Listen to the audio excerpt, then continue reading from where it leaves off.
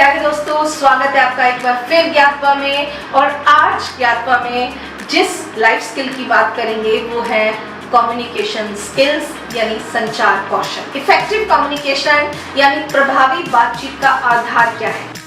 संचार या कम्युनिकेशन वो प्रक्रिया है जिसमें लोग बोलकर, लिखकर या अपनी बॉडी लैंग्वेज के माध्यम से जानकारी, अपने भावों और विचारों का आदान प्रदान करते हैं। और इस संचार कौशल का या कम्युनिकेशन स्किल का हमारी लाइफ में क्या इंपॉर्टेंस है, क्या महत्व है। अच्छा संचार कौशल हमारी पर्सनल और प्रोफेशनल लाइफ दोनों के लिए बहुत इंपॉर्टेंट है। ये हमारे रिलेशंस को अच्छा करता है, प्रॉब्लम्स को सुलझाने में मदद करता है और हमारी बातचीत में बहुत स्पष्टता लाता है। तो टाइप्स ऑफ कम्युनिकेशन क्या है, यानी संचार के प्रकार क्या हैं। इसके 4 प्रकार हैं संचार के: verbal communication, non verbal communication, written communication और विजुअल कम्युनिकेशन। जब हम बोलकर बात करते हैं उसे कहते हैं वर्बल कम्युनिकेशन। जब हम अपनी बॉडी लैंग्वेज, अपनी शारीरिक भाषा से, इशारों से, चेहरे के हाव भाव से बात करते हैं तो उसे कहते हैं गैर मौखिक संचार या नॉन वर्बल कम्युनिकेशन। जब हम लिखकर अपने विचार दूसरों के साथ शेयर करते हैं उसे कहते हैं लिखित संचार या रिटन कम्युनिकेशन। और अगला होता है आपका दृश्य संचार या विजुअल कम्युनिकेशन, जिसमें हम चार्ट पेपर, ग्राफ या और चीज़ों के द्वारा अपनी बात को रखते हैं। अब अगला आता है संचार के या कम्युनिकेशन के स्टाइल क्या है। तो इसके 3 स्टाइल होते हैं: अग्रेसिव, पैसिव और असर्टिव, जिसको हम कहते हैं आक्रामक, निष्क्रिय और अति आत्मविश्वासी।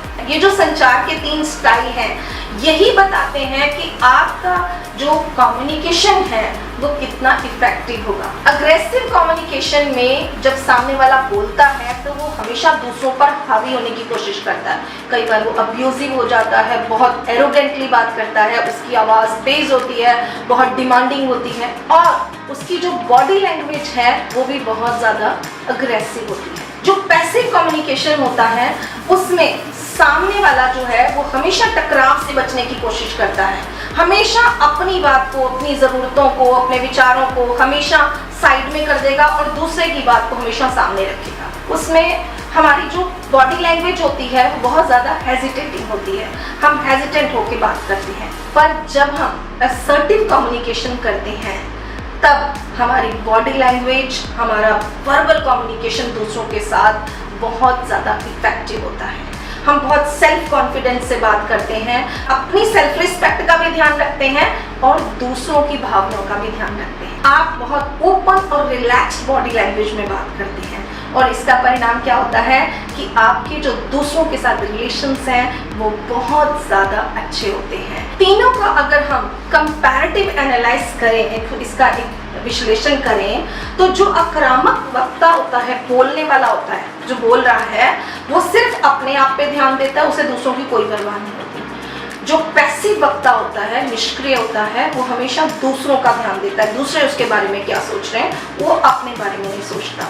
पर जो असर्टिव स्पीकर होता है, आत्मविश्वास से भरा हुआ, वो हमेशा अपने और दूसरे दोनों की बात पर ध्यान देता है और सबकी रिस्पेक्ट करता है। एक केस स्टडी से समझते हैं। एक ऑफिस में 3 कलीग्स हैं, राज, सीता और अमित। तीनों एक मीटिंग में आए हैं और एक नए प्रोजेक्ट पर डिस्कस करना है। राज बहुत अग्रेसिव है, वो हमेशा सब पर हावी होकर दूसरों की बात काटना, हमेशा अपनी बात कहना, अपनी बात को, अपने प्रोजेक्ट को अच्छा बताना, जो मेरी बात है वही ठीक है, जोर जोर से चिल्लाकर बात रखना। जब वो जोर जोर से चिल्लाकर अपनी बात रखता है तो सीता और अमित अपनी बात कह ही नहीं पाते और नतीजा क्या होता है, वो दोनों को बुरा लगता है और उससे वहाँ से चले जाते हैं। दूसरी तरफ सीता, उसके पास बहुत अच्छे विचार हैं, बहुत अच्छे आइडियाज हैं, लेकिन वो बोलने में झिझकती है और कोई टकराव नहीं चाहती, इसलिए उसकी बात उसके मन में ही रह जाती है। तीसरा अमित है, वो बहुत सेल्फ कॉन्फिडेंट है और वो बहुत पॉजिटिव बात करता है, तो वो अपने बारी का इंतजार करता है और बाद में राज की बात से सहमति दर्शाते हैं कि बाद अपनी बात को भी पूरी पॉजिटिवली रखता है और इस तरह से कहता है कि तीनों उसकी बात को मानते हैं। तो इसका क्या कंक्लूजन निकलता है कि असर्टिव कम्युनिकेशन आपको न केवल अपनी बात को सही ढंग से कहने के लिए प्रेरित करता है बल्कि आपको दूसरों के आकर्षण का केंद्र भी बनाता है। आप बहुत अच्छी तरह अपनी बात कहते हैं और हर बात का परिणाम हमेशा पॉजिटिव होता है।